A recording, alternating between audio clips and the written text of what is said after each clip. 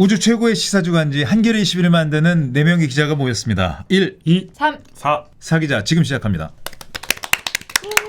안녕하십니까. 1기자 김교원입니다. 2기자 김양진입니다. 반갑습니다. 3기자 신다은입니다. 안녕하세요. 4기자 류석우입니다. 네, 오늘 아주 특별한 손님 모셨습니다. 지금 굉장히 뜨거운 이슈가 있는데 이 이슈들에 대해서 정말 우리나라에서 가장 잘 말씀해 주실 수 있는 연세대 통일연구원 개건 교수 김종대 교수님 모셨습니다. 안녕하십니까. 네. 반갑습니다. 네. 요즘에 어떻게 지내십니까? 바쁘시죠? 선거 앞두고. 아무래도 이제 선거 구도와 판이 짜여지는 시기이기 때문에 네. 이럴 때 어떤 각 정파 정당들이 아주 치열한 선점을 효과를 노리려고 경쟁 중이고 또 이제 정권 심판이냐 뭐 양당 기득권 청산이냐 이런 네. 담론의 충돌 여러 가지로 배울 점이 많은 선거판입니다. 지금 소속된 정의당은 어떠십니까? 녹색정의당이죠. 녹색정의당이죠 이번에. 예, 이름. 이보다 더 나쁠 수는 없다. 아주 안 좋아요. 그러니까 남은 선거 기간에 뭔가 그 진보의 독자적인 목소리로 한번 전기를 만들고 분발하지 않으면은 20년 진보 정당의 역사가 여기서 소멸될 수 있습니다. 절체절명의 시기라고 말씀드리겠습니다. 그 정도로 느끼고 계시고. 네, 그렇습니다. 오늘 근데 정의당 문제를 오늘 말씀을 이제 여쭤볼 건 아니고 오늘은 좀 다른 주제 말씀 좀 여쭤보겠습니다. 좋습니다. 네. 네. 지금 최근에 이 군사 안보 국방 관련해서 굉장히 큰 두 가지 이슈가 있었습니다. 네. 지금도 벌어지고 있는 상황이고 그렇습니다. 이종섭 전 국방장관의 갑작스런 출국. 음. 예. 또 하나는 군사시설 보호구역. 네. 예, 대규모 해제 정말 어마어마한 규모를 해제했는데요. 이 두 가지 문제 한번 좀 이야기 나눠보겠습니다. 일요일 밤에 그 이종섭 그분 나가셨더라고요. 네. 어젯밤이죠. 그렇죠. 어제 예, 예. 오후에 예, 어쩐지 간략한 공수처 조사를 했다. 법무부에서 출국 금지 그 심사위원회가 열린다. 이때부터 이미 정해진 답이었던 것 같습니다. 저렇게 할 이유가 없잖아요. 어떻게든 예. 빨리 내보내려고. 너무 노골적인 거 아니 아니에요? 오히려 오해를 풀어야 되는 거 아닙니까 사실. 네. 만약에 오해라면 그 사람 말대로 오해가 없는 오해라면 거죠. 만약에 명백한 오해라면 거죠. 오해가 없이. 예. 만약에 지금 알려진 것들 네. 뭐 대통령한테 전화를 받고 나서 뭘 바꿨다 이게 사실이 아니면은 적극적으로 네. 해명하고 남아가지고 막 알려야 되는 거 아닙니까 사실은? 그런 일이 일체 없고요. 또 특검도 한사코 거부하고 있습니다. 그렇죠. 그래서 이 4월 말이면은 최상병 외압 의혹 특검에 대한 숙려 기간이 끝나고 본회의 자동 상정이 됩니다. 예. 아, 그런가요? 예. 그러면 4월 말부터 남아있는 5월 말까지 21대 국회는 심의를 해야 됩니다. 그래서 지금 제가 보기에는 굉장히 특검과 총선 전국을 앞두고 서두른 흔적이 역력하다. 그러니까 어떻게든 총선에서 총선 어떻게 될지 전에. 모르니까 예. 특검으로 총선 갈 전에. 수도 있으니까 일단은 핵심 피의자를 그렇죠. 아니, 대피시키는 건가요? 이건 뭐 대피 네. 아니냐 도피 네. 아니냐 이런 네. 의혹들을 많이 제기하시는데 네. 그러지 않으면 설명이 안 될 요소가 근데 너무 많아서. 근데 대통령실에서는 이분이 뭐 한국, 호주 방산 협력 뭐 적임자다. 적임자. 근데 제가 찾아보니까 이분이 그 국방부 장관 내정될 때는 한미 관계 전문가다. 뭐 자꾸 어떻습니까? 이분은 어떤 점입니까? 설득력이 좀 글쎄요, 방산 전문가로 대사 나간 사례가 네. 지금 UAE의 예비역 투스타 유재승 대사 같은 경우가 바로 그런 사례입니다. 그분은 국방부 정책실장할 때 네. 실제로 한 UAE 방산협력의 주무관이었거든요. 그렇군요. 그래서 그분이 UAE 대사로 지금 나가 있죠. 그렇죠. 그분이 나가서 윤석열 대통령이 UAE에 작년에 방문했을 때 저 UAE 적은 이란 아니냐 이 발언이 나온 겁니다. 그러니까 여기서 우리가 안보를 이란에 대비해서 다 도와주고 있습니다. 그러니까 대통령들은 그래? 오 여기 항공무기로 그냥 타고 교육훈련 다 시켜주고 있습니다. 이러니까 그래? 이러다 무심코 그 바람이 나오고 그러니까 이런 경우는 말이 돼. 예. 그래서 예컨대 폴란드라든가 UAE라든가 거기는 우리가 무기를 좀 많이 팔 수 있는 곳들이죠. 그렇죠. 그럴 때는 대부분 군에서 획득 병과 나 또는 이제 방위 사업을 담당했던 고위 공무원 이런 분들이 이제 가게 되거든요. 네. 근데 이종섭 이 양반은 방산하고 아무 관련도 그렇죠.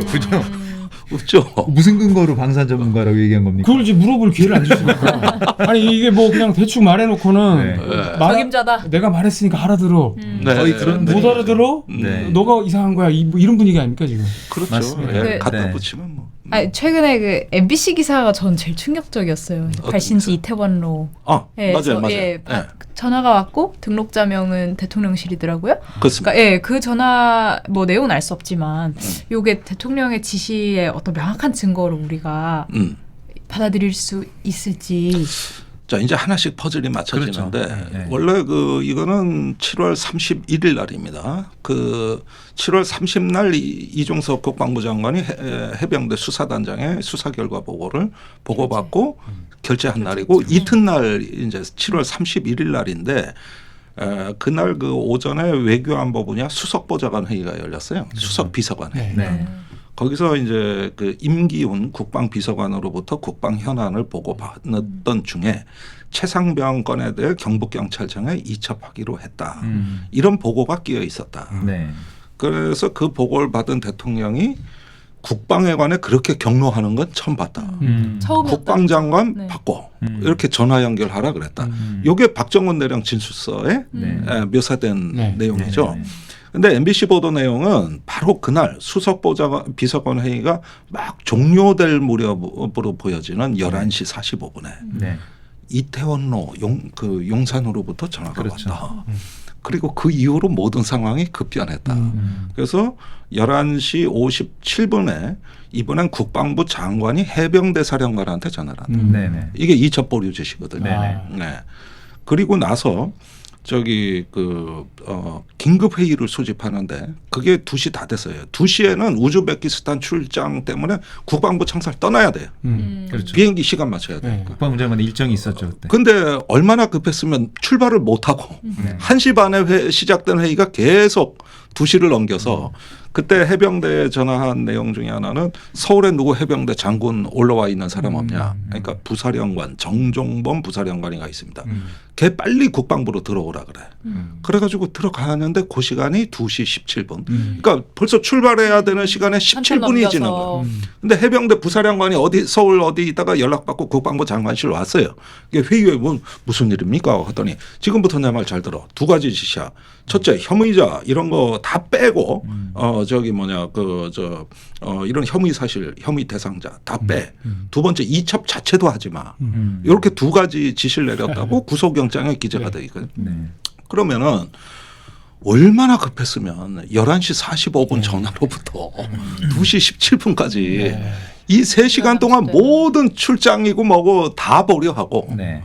이 일을 하고 그 정종범 부사령한테 지시를 하자마자 야 비행기 늦었다. 네. 그러니까 밑에서 막 서두르고 그러니까 빨리 가자. 해고 차 네. 타고 인천공항으로 쌩 간 거예요. 이번처럼 요 쌩 대목이 결정적 순간이다. 그런데 이게 우리가 그 동안에 이렇게 주장을 했던 거거든요. 네, 네. 뭐 박정원 대령 진술서도 있고 또 윤석열 대통령 최초 개입했다는 건 제가 제일 먼저 폭로했어요. 그래서 뭐 고발당할 각오를 했는데 고발은 안 들어오고 네. 계속 변명만 하더라고. 그래가지고 아니 이렇게 된 거다 이랬는데 이 전화 통화 기록이 딱 나와버렸어. 그렇죠. 그러면 하나 맞아, 이렇게 맞아. 뼈다구는 다 세워놨는데 이제 살이 하나 붙고 있는 거예요 이게. 이런 게 재판에서도 계속 나와요. 이 사건에서 굉장히 중요한 대목이 그 윤석열 대통령의 지시가 결정적이었던 거잖아요. 근데 윤석열 대통령은 왜 그런 지시를 그 당시 그 해병대 사령관이나 부사령관한테 한 겁니까? 왜 그런 지시를 한 겁니까? 왜 임성근 그 사단장을 보호하려고 하는 겁니까? 자, 첫째 네. 대통령실은 지시한 적 없다고 지금 이 순간에도 네. 부인하고 지금 있습니다. 부인하고 있어요. 네, 부인하고 있어요. 추정컨대. 아니 근데 추정컨대. 제가 이렇게 폭로를 했다고 네. 대통령실은 부인하고 있단데 그 뒤에 재판에서 나오는 기록이 계속 정황상으로 네. 이 상반된 2가지 주장에 제 주장에 맞는 에피소드들 네. 이런 어떤 파편적인 증거들이 계속 나오는 겁니다. 처음에는 대통령실에서 임종득 안보실 2차장 경우에는 전화 한 통화밖에 한 적 없다고 그러는데 지금 3통화 나왔잖아요. 네.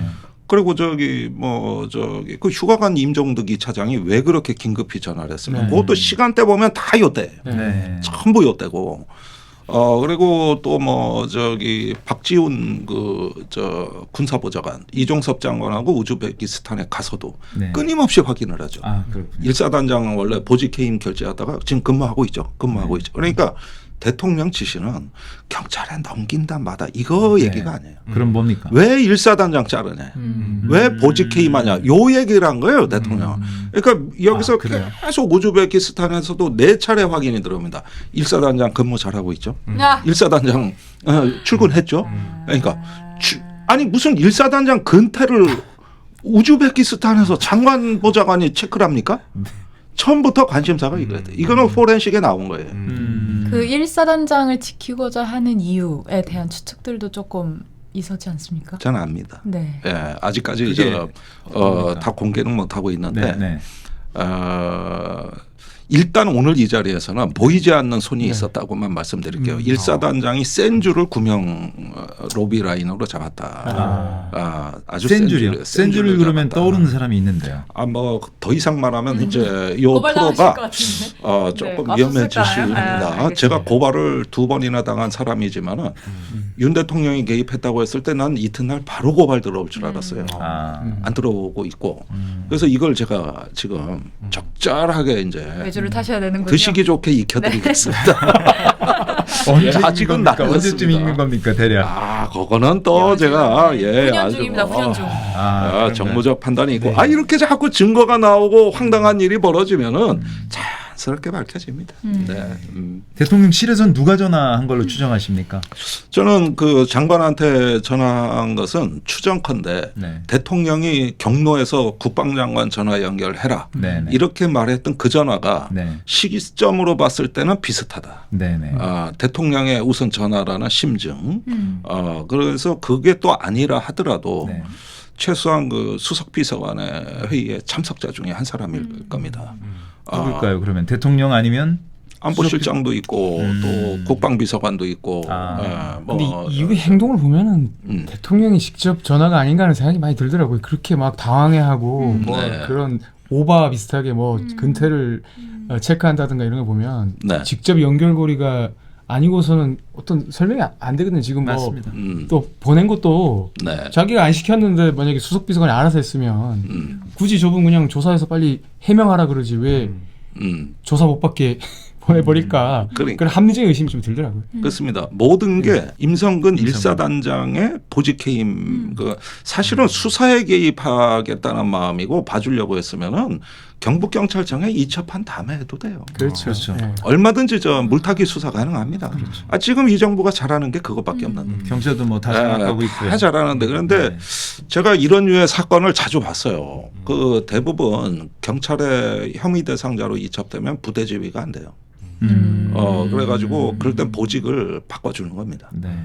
그래서 그때 후임 1사단장 후임 권한대행까지 다 결제했었어요. 네. 국방장관은. 그렇게까지 이미 다 결제까지 했었어요. 예. 그 원래는 이제 하려고 하다가 마음을 확 바꾼 거군요. 그렇습니다. 그런데 이거를 무력화하려고 했던 이건 보직해임을 무력화하려고 했던 거고 수사는 다음 문제입니다.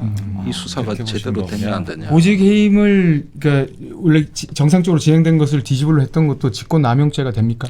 됩니다. 이거는 예. 그 수사방해에 해당되고. 예. 수사방이죠. 예. 그러니까 수사를 굳이 직접적으로 방해하지 않더라도 네. 이 보직 해임 자체를 이렇게 뒤집고 이런 것들이 이제 수사 순수하게 보직 해임만 가지고는 네. 물론 장관이나 그 대통령이 관여할 수 있고 지휘 감독할 수 있습니다. 네. 국군을 통수하는데 네. 군의 총사령관이죠. 그렇죠. 그걸 할 수 있을 것 같아서. 예, 그건 할수 그 있군요. 자체가 네. 위법성을 따지기보다도 이 사건의 맥락은 네. 그 해병 1사단에서 벌어진 그 의문의 죽음을 둘러싼 수사를 둘러싸고 지금 벌어진 일련의 사건인 것이지 그 보직해임이 한번 제지가 되면 네. 이후 수사에 다 영향을 주고 실제 그렇게 된 거예요. 그렇게 됐죠. 수사에 어떤 직접적 영향을 그 보직 해임을 막음으로써 네. 수사에 어떤 직접적 영향을 줘서 네. 어떤 직권남용의 죄가 성립한다. 이런. 그렇습니다. 그 예. 뒤에 그 사건을 해병대 수사단에서 국방부 조사본부로 이관하고 네. 그런데 지금 또 그 MBC나 한겨레 보도만 보더라도 조사본부의 장관이 네. 또 직접 지시 내린 공문서가 확인됐습니다. 아, 예. 예, 거기에 보면은 뭐 혐의 대상자들 다 빠지는 걸로 이렇게 이미 정해진 답을 주고 수사해라. 그러면 이거 직권남용. 군형법상 수사방해죄가 적용될 수 있는 거죠.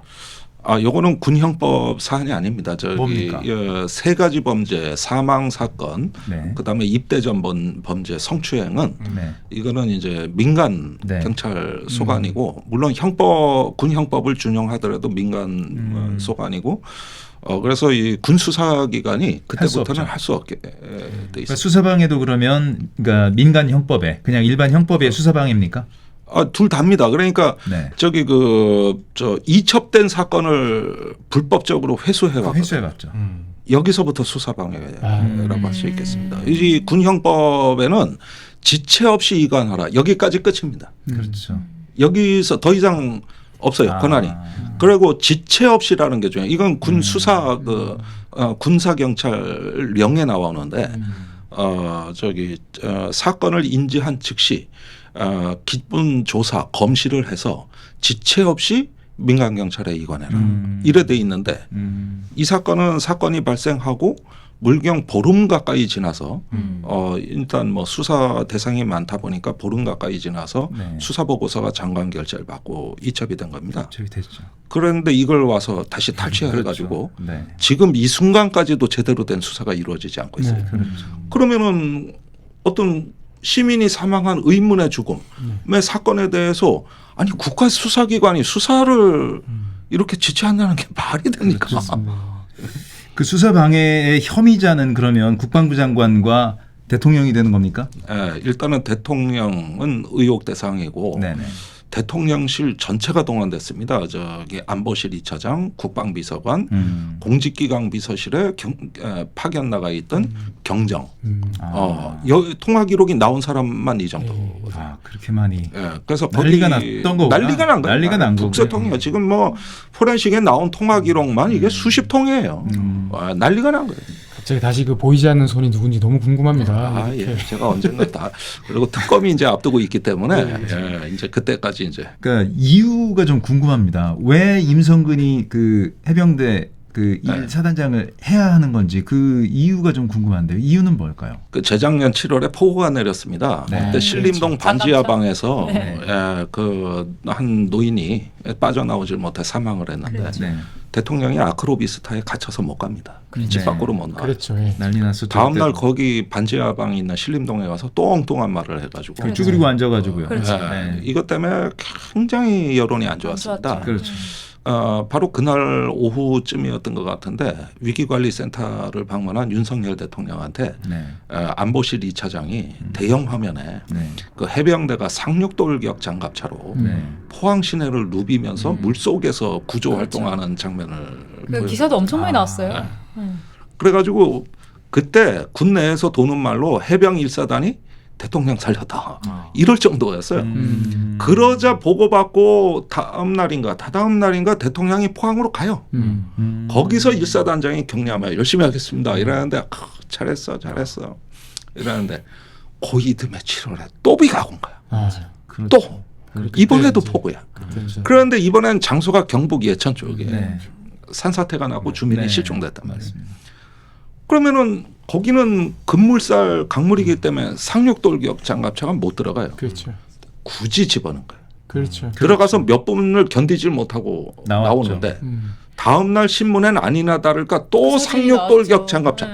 엄청나게 언론에 또 나가니까 그때 그 사단장하고 1사단장하고 그 참모들 뭐 공보 참모 계속 칭찬해. 기사가 아주 잘 나갔구나. 수고했다. 네. 그 장갑차 들어가 아무것도 안 잃었거든. 그렇죠. 아무것도 안 잃었는데 관계자란 게 아니라 기사가 잘 나왔다. 그림이 되지 않습니까? 요거 사실은 요거. 네. 거기서는 그럼 잘못하면 그런 사고가 또 있을 수도 있었던 거잖아요. 대형 사고가 날 뻔했어요. 그래서 이제 장갑차가 견디질 못하고 나와서 괜히 사진만 찍으러 갔다가 그 다음부터 이제 그 인력을 투입하라로 바뀐 거죠. 그러니까 그때는 이 수변 수색이나 하던 인력이 이제는 수중 수색으로 바뀌는 상황으로 급변을 했고 그때 그 최상병 일행이 최상병뿐만이 아니라 한 3명 이상 휩쓸렸어요 경무에. 근데 맞습니다. 그렇죠. 그래서 나머지는 헤엄쳐 나왔는데 최상병이 못 빠져나온 거죠. 그러니까 구조 과정에서 최상병이 희생된 거잖아요. 다른 그 병사에 다른 병사가 먼저 휩쓸리지 않았습니까? 먼저 휩쓸리면 차례로 휩쓸렸어요. 그래 최상병도 이제 당황해서 모래가 쑥 꺼지니까 막 손잡다가 본인도 같이. 그리고 옆에 있다가 가까스로 안 빠진 네. 병사들도 있어요. 그러니까 막 손을 뻗었는데 최상병이 그냥 떠내려나가 마지막 장면을 보였는데 그 받던 병사가 전역을 하자마자 1사단장을 그렇죠. 고발해버렸죠. 근데 의원님 말씀 듣고 보면은 그러니까 임성근 사단장이 너무 예뻐서 그 이유라는 건가요? 그 좀 뭔가 부족한데요? 근데 이런 부분에 대통령의 평소 스타일도 작용이 된 게 이태원 참사 때 네. 그 그 현장 책임이 있는 사람을 책임을 딱딱 물어야지. 왜 위에 처벌하냐. 실제로 그래서 그 사람 들어가라 한 거 아닙니까 지금? 누가 책임을 물으라는 거지? 그런데 이번의 경우에는 일사단장이 일단은 그 저기 이렇게 바둑판식으로 네. 저기 촘촘하게 찔러보면서 수색을 해라 이런 지시도 다 했고 현장까지 왔었어요 사단장이. 맞아. 그래서 현장의 복장, 경례, 근데 전부 지시가 잘 보이게 하라는 거예요. 그러니까. 빨간 티 입어 잘 보이게 하라, 경례 잘해라. 아니 이게 민간인 수석하러 온 거지 열병식 하러 온 겁니까? 그러니까.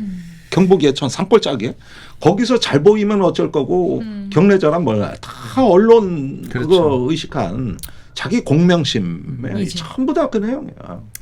대통령의 심기부자를 한 거겠죠. 그렇죠. 이제 작년에 이어 올해도 네. 했는데 올해 해병대 사령관 진급 대상자거든요. 네. 1사단장하고 2사단장 둘이 경쟁이거든요. 근데 2번 연속 말로 홈런 치면 끝나는 판인데. 이번에 사고만 없었으면 사실상 아이, 그렇죠. 인사가 끝나는 거였군요. 근데 해병대 이번에 사령관 인사가. 1사단장하고 해병대 사령관을 이 와중에 안 내보내고 안 바꿔주고 있으니까 네. 지금 계급장 달고 있지 않습니까? 그렇죠. 다른 군은 육해공군이 전부 장군 진급 인사가 올해 공석이 많아서 다 진급자가 나왔는데 이분들 놀라는 바람에 올해 해병대만 진급자가 없어요. 야. 이 사람들 지키느라고. 그리고 결국 임성근 그 사단장 진급 시킬까요? 아니 그 진급은 할 수 어렵지만 있을까요? 네. 일단은 보직 해임을 막음으로써 그거 보직 해임 된 불이익이 커요. 그렇죠. 일단 불명에도 그렇고 연금에도 영향이 있고 굉장히 그 저 불이익이 큽니다. 그래서 그때 그 정도 막으려고 로비를 했다가 지금 일이 커진 거죠. 이번에 사실 이정섭 의원 저기 호주 대사 보내는 거 보면서 대통령이 겁이 너무 많은 게 아닌가. 예, 이게 지금. 이 사건에 그렇지, 저는 대해서 이 정부가 얼마나 겁을 먹고 있는가가 역력히 드러납니다. 일단 사람들이 그 출국 금지가 관심을 많이 두고 한겨레도 기사가 그렇게 나왔습니다만은 사실은 어떻게 호주 대사 자리를 줄 생각을 했을까가 애초에. 훨씬 네. 더 네. 중요하고 이 사건의 어떤 그 저기 시작점인데 국방장관이 갈 만한 자리도 아니죠. 그렇죠. 전례도 없을 뿐더러 지금 대사가 2022년 12월에 임명된 고 2022년 10월. 차관보 출신이거든요. 네. 1급지라고요. 1급짜리인데. 그걸 외교부에서는 1급지라 그래요. 네. 과거엔 2급지였어요. 국장 마치고. 그래서 장관이 가는 건 국방부 장관이. 네. 처음 있는 일이고. 아. 그러니까 아마도 문제는 저는 다 그렇게 잘 봅니다. 최상병 사건으로 뒤가 구린 세력들이 네. 급하게 대사 마련한. 쇼핑을 했다. 아. 근데 지금 대사 자리가 뭐 4대 강국을 함부로 바꿀 수도 없고. 그래서 급하게 하나를 억지로 만들어낸 거다. 그다음에 절차도 이제 떠나는 대사가 국내 와서 신임 대사 하나를 만나서 인수인계하고 신임 대사가 네. 출국해서 부임하는 건데 그렇죠. 네. 얼마나 급했으면 저기 이 순서가 뒤집혀서 겁을 먹은 것 같아요 지금 막. 예. 네. 그 이 대사를 그러니까 임명하는 과정이 있지 않습니까? 아직 네. 최종적으로 끝난 게 아니잖아요. 네. 호주 쪽에서 혹시 거부할 수도 있습니까? 일단 지금 호주 교민들은 데모하고 난리 났더라고요. 난리 났죠. 그런데 네. 일단 아그레망이 발급이 된 상태이기 때문에 고민이죠. 아무리 그걸 번복하려고 해도 이미 다 양해를 한 건데. 그래서 지금 호주 정부가 굉장히 당혹스러울 것 같아요. 야 이거 어떻게 해야 되지? 그리고 또 너무 건물 장관급이 오니까 국장이 상대해야 하는 건데. 참 의전 프로토콜도 좀 문제가 되고 거기에다가 교민들이 저렇게 또 아주 세게 반발하고 있습니다. 그러니까 이제 호주에서 또 보수 진보 나눠서 아마 엄청나게 갈등이 심해질 거예요. 이런 것도 네네. 불편하고. 혹시 공수처가 아, 너무 열심히 수사해서 그런 겁니까? 그건 아니죠 또. 한 걸 보면 거의 뭐 한게 안 보이던데. 거의 아직 아직은 이중섭 수사했죠. 장관 네. 저 전화 포렌식도 안 했습니다. 포렌식도. 그러면 그냥 대통령이 겁이 많아서 이쪽이 좀 더 합리적인 처리가 되겠네요. 예. 그렇죠. 뭐 네. 얼마나 급했으면은 그렇죠. 저기 이렇게까지 총선 전에 네. 정리해라 이랬겠죠. 전 그렇게 봐요. 결국은 총선 이후에 이제 특검 상황 이런 것을 피하기 위해서 이렇게 급하게 처리했다 이렇게 볼 수 그렇습니다. 있겠군요. 다 치우기 한 거죠. 예, 그러니까 해병대 사령관은 4월에 군 정기 인사가 있는데 또 못 바꿀 가능성이 높습니다. 아. 그러니까 기현상이 해군 지휘를 받잖아요. 네.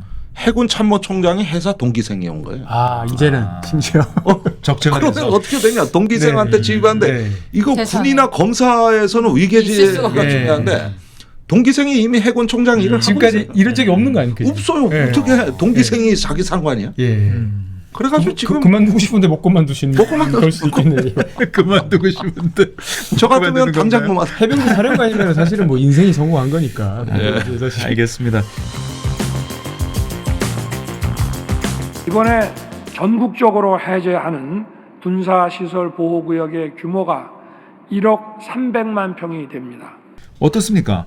이번에 그 뭐 서울공항하고 예. 그 서산 기지, 서산 비행장 얘기가 많이 나오더라고요. 거기가 규모도 크고 의미도 커서 그렇습니다. 두 곳이 이번에 해제해서 어떤 의미가 있는 겁니까? 일단은 그 성남과 서산의 경우에는 약간 경우가 다른데 우선 성남부터 살펴보면 이게 분당의 2개 선거고 그 다음에 서울의 강남, 송파, 서초 여기까지 이제 군사보호구역이 해제되는 거예요. 아, 그러니까 성남 비행장의 인근 또 이착륙 방향의 전후방 쪽이 다 해제되는 거예요. 아, 뭐 비행하는 금싸라기 땅들이네요. 보니까. 그런데 저도 성남공항에 이착륙하는 비행기에 타봅니다마는 2008년에 이명박 대통령이 부임하자마자 그 잠실의 롯데월드 인허가를 내준 겁니다. 그게 그 저기 성남 비행장에서 비행기가 이륙하면 그 알겠죠, 이륙 그때. 방향에 있어요. 그렇죠.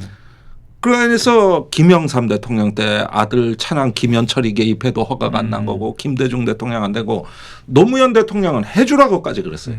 그 인허가 해줘라. 네. 그런데- 그렇게 지지했었어요. 예. 김은기 공군 참모총장이 직을 걸고 막아낸 거예요. 그렇군요. 그 정도로 이게 뜨는 방향에 거의 뭐 200m가 그렇죠. 넘는 고층 빌딩이 있는 500m 게 입니다. 500m. 그렇습니다. 예, 500m. 555m. 이게 그래가지고 제가 지금도 그거 해보면은 착륙하려고 이렇게 성남공항 가까워지면 옆에서 뭐가 우 지나가요. 앞에 창문 안에도 다 보여. 뭐 수문장처럼 맞이하더라고. 모골이 송연합니다. 지금 그러니까 이게 평시엔 별 문제가 안 되는데 전시엔 긴급 그러니까. 출격이나 저공 비행 같은 게 있어야 되는데 오 옆에 보니까 수문장처럼 지나가는데 이걸 하려고 저기 이명박 대통령이 공군이 말을 안 들으니까 총장을 자르고 바꿨어요. 그게 첫 해 4월인가 그래요. 그래가지고 신임 총장은 말을 잘 듣게. 이것 때문에 신임 총장을. 그러니까 원래 공군 보고선 활주로를 7도 틀어야 네. 그렇죠. 저짝 잠실 롯데월드하고 많이 비껴나서 안전이 되는데 이 보고서가 수정이 돼서 3도만 틀어도 됩니다. 네. 근데 실제로는 얼마 틀었냐면 2.7도밖에 안 들어요. 그게 실제 틀은 거예요. 그때 생각 많이. 그러니까 우 지나가는 거야. 그런데 이 활주로 트는 비용을 롯데가 부담하거든요. 그러면은 저렇게 롯데 편들어주고 하다 보니까 뭐 활주로는 롯데에서 깔아줬다 그러지만 적게 틀면 비용이 적게 나오는 꽤 거지. 나오는 거군요. 이걸 7도 틀면 우선 돈도 돈이고 그 문제였군요. 완전히 공사를 전체를 네, 다시 해야 네, 하는데 네. 2.7도면 이렇게만 틀면 되거든. 겹치는 부분이 많겠군요. 기존 활주로하고. 그러니까 돈도 세이브되고 이건 완전히 롯데를 위한 그래서 이 공군 예비역 장성들이 들어 누웠어요. 이거 큰일 납니다 이랬거든요. 근데 이번에는 어떠냐? 활주로고 뭐고 간에 네. 다 풀어. 아, 아이고, 아니, 그런. 아니 이렇게 되는데 공군이 지금까지 한마디도 책임 있는 말이 원래 언론이 공군의 입장을 물어봤어요. 그렇죠. 네. 된다고요. 우리도 안 물어봤나요? 어떤가요? 못 없어요. 물어봤나요? 기사가 난 게 네. 없습니다. 얘기를 못 하겠죠 지금. 대답을 안 네. 했다라는 기사라도 써야 되는 거예요. 네. 그런데 지금까지 그때는 공군 총장이 직을 걸고 막았는데 지금껏 말이 없어요. 왜 그런 겁니까? 지금 뭐 한번 불러가 조인트 한번 깐 겁니까? 어떻게 된 겁니까? 이거? 그 얼마 전에 신원식 국방장관이 그랬지 않습니까? 네. 대장 전원 물갈이를 하면서 네. 이제 드디어 저 윤석열 정부의 군인들로 다 채워서. 그렇군요. 윤석열 정부가 말하면 찍소리도 하지 않는. 그래가지고 막 투스타 쓰리스타를 막 진급시켜 대장을 시켜놨거든. 예. 그래가지고 지금 그렇게 진용을 해놓으니까 이거는 공군이요. 이거는 진짜 공군의 그 근간을 흔드는 겁니다. 왜 그러냐면은 특히 보수 언론에 뭐라 나냐. 이제 성남공항에 전투기도 없다. 별로 군용기도 별로 없고.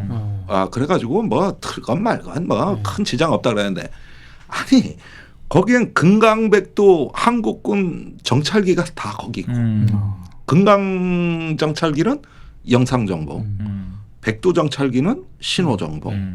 이거를 수집하는 이착륙 정비 기지가 다 거기 있고 외국 정상이 일로 다 들어오고 대통령도 여기를 쓰고 더 중요한 게 있어요. 이거 참 군사 비상 대비 계획에 나온 건데 서울에 외국인이 지금 옛날 통계로 70만, 지금 100만이 넘습니다. 네. 지금 거의 200만 된다는 얘기도 있어요. 이제 곧. 그러는데 외국인들이 한반도 유사시에 여기 탈출하는 데가 서울공항이에요. 그러니까 각국 대사관이 굉장히 민감해요. 여기가 제1 직결지입니다. 그러는데 만약에 서울공항이 혼란에 빠지면 제2 직결지로 가야 되는데 네. 오산 미 공군기지입니다. 그런데 전시행 고속도로가 통제돼. 그렇겠죠. 갈 수단이 없어. 거기는 지하철도 없어. 그러면 걸어서 가야 돼. 세상에. 그러니까 우리나라 외국 대사관들은 평시에 교민 자기들 대책을 다 비상계획을 세워놓고 1년에 연습도 하거든요. 근데 여기에 지금 이게 풀리면은 이 공항으로서의 기능이 네. 완전 마비되거든요. 그래서 이 대한민국 서울이 국제 대도시로서 경쟁력을 갖는 이유는 이 개방적이고 또 유연하고 네. 외국인들에게 개방적인 이 서울이라는 도시가 그 성남공항을 사실은 보이지 않는 전략 자산으로 그렇네요. 활용해 왔기 때문에 이 경쟁력이 나오는 겁니다. 근데 이걸 갖다가 이렇게 무력화해 버리면 평시에도 네. 외국 정상들은 그러면 저 민간 공항을 써야 되고 안전 문제도 있을 뿐더러 군 전력이 이게 문제가 돼요. 그다음에 전시에는 전투기가 떠도 이제 무장을 많이 하고 뜨기 때문에 채공 시간이 줄어들거든요. 그러면 대구에서 뜬 비행기가 대구로 못 돌아가요. 그러면 수도권의 예비 공항으로 막 착륙을 해야 되는 거예요. 그러면 이게 전략 자산으로 사실은 서울을 지키는 전략 자산이거든. 그렇죠. 그러면 공군이 이걸 갖다 무력화하는 거를 저기 용납할 리가 없어요. 이거는 저 공군 총장이 저 대통령 독대해서 막아야 돼. 안 물어보고 한 겁니까 이거? 아니 난 물어본 흔적이 안 나오니까 물어본 물어볼 흔적이 필요가 없죠. 공군이 왜 지금까지 말이 없냐고. 네. 지금까지. 근데 지금 사실은 이 윤석열 정부는 안보 이런 걸 굉장히 중시하는 정부라고 알려져 있지 않습니까? 네. 왜 누가 이런 그런 얘기를 합니까? 처음 들어본 얘기입니다. 안보를 이념을 중시하는 거야, 그 이념을. 네, 이념을 중시하죠. 국방부에서는 네. 군사작전에 미친 영향이 없다 이렇게 얘기하던데. 아니 그러니까 여기서 군사 작전을 아예 안 한다는 얘기인데 그렇게 되면은 이 공항을 유지할 이유가 없습니다. 이거는 그동안에 공군 총장들이 힘겹게 지켜온 정말 그 몇 사람 모가지까지 날아가면 지켜낸 비행장인데 저기 그 원래 군사보고구역 해제는 2023년 작년 12월에 다 발표해가지고 전국에 풀만한 데는 다 풀었어요. 예컨대 여기 저도 오늘 고양시에서 오지만 거기 다 풀렸습니다. 그래서 군 소요는 작년 12월에 다 반영이 된 거예요. 그건 정상적으로 풀린 거군요. 정상적으로. 절차를 밟아서. 그런데 불과 석 달도 안 돼서 2월에 훨씬 더 대규모. 무슨 천지개벽한 국방개혁을 했다고. 네. 이전까지는 국가 전략 자산이라 그래놓고 갑자기 이게 군사작전에 지장이 없다는 얘기입니까 이게. 그 이유가 뭔지 제가 그게 좀 궁금해요. 도대체 왜? 선거 때문에? 그렇죠. 그럼 나쁜 거 그러니까 아닙니까? 거기에 이제 분당의 안철수, 예. 김은혜 두 분이 이제 각기 두 지역구에 공천을 받아서 아주 격전지고, 그다음에 성남이 예로부터 이 서울공항으로 인한 고도 제한에 대해 가지고 목을 맨 지역입니다. 주민들 여기가. 그런 욕구가 네. 있군요. 예. 그 개발 욕구가. 예. 그래가지고 어디 저 대장동 같은 데만 개발한 거예요. 산속에만. 그렇지만은 성남 그 일대 가보면 전부 그냥 일반 주택가라고. 그렇죠. 예. 아파트가 없어요. 맞아요. 다세대 뭐 주택이 저기 일대가. 많죠. 네. 예.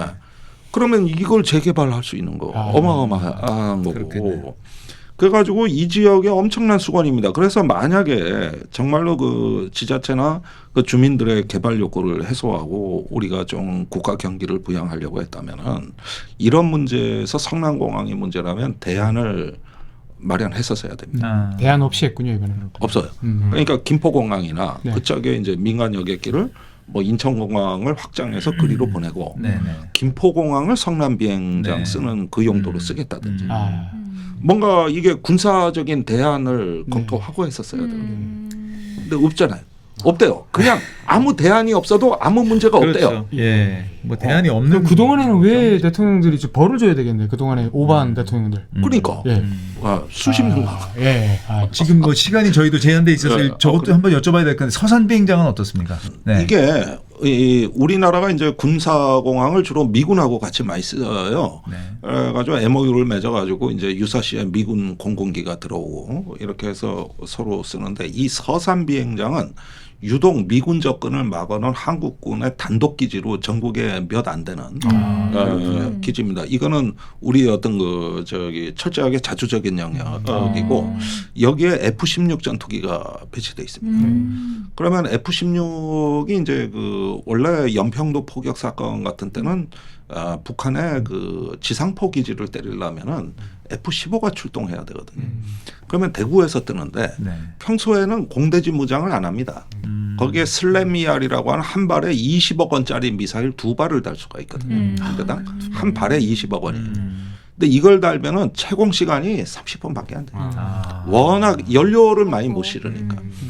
그러면은 연평도 포격 때 우리가 저 공대지 미사일을 달고 3대가 떴습니다. 네.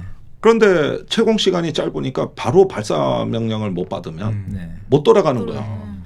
그래서 그때 합참의장, 한민구 합참의장한테 1호기, 2호기 돌아가고 3호기가 무선으로 의장하고 교신을 하는데 네. 의장님 제가 돌아가면 다시는 응징할 기회가 없습니다. 그러니까 끝났어 이 자식아 들어와. 이래가지고 돌아가잖아요. 그러면은 이 비행기가 대구까지 가기 전에 서산이나 평택이나 이런 데 내릴 수도 있는 거예요. 전시에는 이런 일이 수도 없이 벌어져. 그러면 이것도 예비공항 역할을 하고 여기에 F-16 전투기는 서해에서 함정 간의 교전이 붙을 때 공중 지원을 해야 되는데 그때 기동성이 좋은 비행기는 아무래도 F-15보다는 F-16이 그래서 함정에 기총 사격을 할 수도 있는 거예요. 그러면 여기에 주력기가 배치되어 있는 거거든요. 근데 여기에 활주로 일대까지 그냥 이번에 지도를 보니까 군사고야에 싹 해제. 하고 다 해제하는 거예요. 인근 마을 다. 거기에는 아파트가 없어요. 네. 그냥 뭐 농막이나 비닐하우스나 이런 단독주택 정도예요. 근데 이 짝 일대를 싹 해제하면 여기 고층 건물이 그 비행장 인근에 들어설 수 있다는 얘기고 한술 더 떠서 한국의 실리콘밸리가 들어온다고. 아니, 근데 제가 그 기사 봤더니 서산 주민들도 네. 실리콘밸리 될 거라고 기대 안 하는데요. 아니 네. 거기에 다 그런 뻥이에요. 수요가 있습니까? 아니 서산에? 그러니까 아니 거기 환황해권 매립지도 많고 그러는데. 환황해권 경제라는데 네. 한중항해 망쳐놓고 지금 대중무역이 20%나 줄었는데 무슨 자다가 봉창 뜯는 소리입니까? 그건 옛날에 안희정 지사나 네. 송영길 인천시장이 하던 얘기 아니에요. 그게 환항해권이라는 게. 지금 탈중국 한다면서 무슨 환항해권이고 거기에 중국 사람들이 왜 와? 전문가들도 투자 전문가들이 조심스럽게 한마디씩 보태던데 투자 수요 제한적 이런 제목이 네. 아니 저 인천 송도 국제대도시 보십시오. 그렇죠. 생각만큼 거기 안 뭐 됐죠, 잘. 저 들어옵니까? 네. 들어갈 데가 얼마나 많아요. 이게 다 서해안 시대를 우리가 보고서 한 건데 그중에 서산은 빠져 있었거든요. 네. 그래서 뭐 인천 국제 송도 도시 또 평택항 이런 얘기를 해오고 환황해권 얘기를 하는데 뜬금없이 서산. 그리고 다 비행안전구역 군사보역 해제한 다음에 또 엉뚱한 말을 한 게 거기에 민간공항을 새로 놓겠다는 거예요. 또. 세상에. 그러면은 바꾼다는 겁니까? 그러면 그 공항의 용도를 할 수가 없어요. 새로 한다는 아니면 겁니까? 복합공항으로 복합공항으로. 한다거나 그러면 규제가 더 강화돼야 되는데 이번에는 민간공항은 소음 규제가 심해요. 맞아요. 군용기는 저 소음이 어느 정도 허용이 되는데 그럼 규제가 더 들어가야지 왜 해제입니까? 그러니까 이게 뭔 얘기인지 아무리 이걸 보더라도 알 수가 없어. 도대체 왜 이러는 겁니까? 김건희 지키기입니까? 선거죠. 선거 이겨서 김건희 지키기. 예. 김건희 근데- 제가 큰 실수했네. 김건희 여사님 지키기. 아니 김건희 여사한테 누가 건의했겠지. 예. 예. 그런데 이게 지금 웃기는 게 네. 서산에 없던 공항 또 지어준다 그랬는데 원래는 새만금 공항이 있었잖아요. 그랬죠. 그거 근데 한참 거기가 배운 건데. 요즘 입도 뻥긋도 안 하죠. 그렇죠. 전라북도만 전국 17개 자치단체 중에 절대 사업 예산 절대 이게 그렇겠죠. 감소했습니다. 그렇겠죠. 그 작년에 잼버리 보복이죠. 그 우리 요 자리에 지금 그 예비역 공군 병장이 있습니다. 아 그렇군요. 네. 네. 그 지금 어떻게 예비역들은 어떤지 분위기도 궁금하고 뭐 좀 예비역 공군 병장으로서 참 진짜 안타까운 현실이에요. 네, 아니, 질문할 것 없습니까? 저는 마지막으로 그걸 여쭤보고 싶어요. 사실 그 아까 네. 잠깐 말씀해 주시긴 했지만 그 이제 역대 공군 참모총장들이 직을 걸고 반대했는데 지금 없어요. 아무런 얘기가 없고 그 밑에 그러니까 뭐 장성들은 그렇다고 하더라도 그 밑에서 이렇게 좀 의견을 내는 사람들도 있을 것 같은데 좀 뭐 들으시고 아니 법적으로 이거는 원래 그 군부대가 작전성 검토를 하게 돼 있고 그렇겠죠. 그러면 합참이 이걸 갖다가 다시 재검토해서 네. 국방부가 발표하는 거거든요. 네. 근데 이번 발표는 그런 절차가 하나도 직권으로. 없이 대통령이 직접 직접 발표를. 발표. 서산 가서 그 20전투 비행단이죠. 대통령만 거기 살았네. 가서 그러니까 저게 보통 이런 거는 다 국방부 장관이 발표합니다. 네. 아니면 국방부 대변인이 하든가. 그래서 소요군하고 이런 게 비리나 청탁이 들어올 소지가 많기 때문에 네. 아무리 짧은 검토도 1년 이상 걸려요. 그렇겠죠. 그래서 아주 관료적 통제를 강하게 하는 업무입니다, 이게. 근데 감쪽같이 모르게 대통령이 뻥 터트리는데 군에서는 그냥 군사작전 지장 없습니다. 이 말을 한다? 그러면은 발표한 지 3개월밖에 안 되는데? 3개월 사이에? 이게 도대체 국정에 대한 문란과 농단이 이게 어느 수위까지 이게 도대체가. 대통령은 우리 국방 안보에 네. 관심은 있습니까? 이제 뭐 항상 뭐 북한에 대해서 뭐 몰력사적 집단이다, 뭐 북한을 자유복진 통일을 한다, 뭐 공산전체주의다 말을 많이 하는 거 보면 네. 관심이 없진 않아요. 근데 이분의 문제는 관심은 많은데 제가 하는 말은 무슨 말인지 못 알아듣는다는데 스터디가 안 문제가 따라와서. 네. 있는 거죠. 그럼 우리나라 대통령실에 그래도 똑똑한 분들 다 모아놓은 거 아니에요? 너무 똑똑해서 공부하느라고 군대를 못 가신 거 아니야. 그분이 당구는 500이거든. 그런데 그게 부동신데 당구 치는 데는 문제 없나 보죠? 왜냐하면은 네. 당구는 한쪽 눈으로 이렇게 겨냥해야 더 잘 치거든. 더 정확하죠. 예. 네. 그러다 보니까 좌우부동시니까 네. 그 당구 실력이 일치월장하신 거 아니요? 전 물삼십밖에 안 돼요, 저는. 양쪽 눈이 똑같아서. 알겠습니다. 시야가 흐려져, 내가. 네네. 근데도 사격이 한데 총구가 흔들려가지고 많이 얻어맞았어요. 오늘 김전 의원님 너무나 좀 말씀도 잘 해주시고 네. 내용도 충실해서 더 말씀 듣고 싶지만 네. 이게 그래? 시간이 또 제한되어 너무 있는 게 있어서 재밌었어요. 네. 뭐 이 정도로 맞춰야 될 것 같습니다. 오늘 네.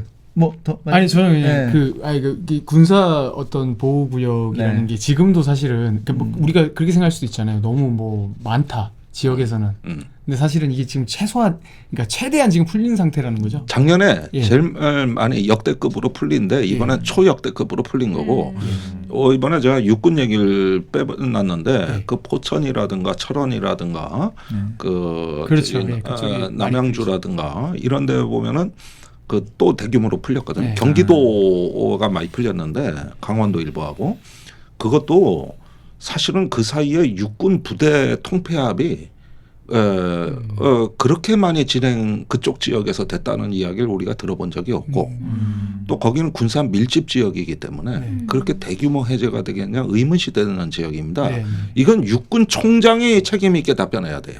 그러니까 육군 총장 말 없고 공군 총장 말 없어요.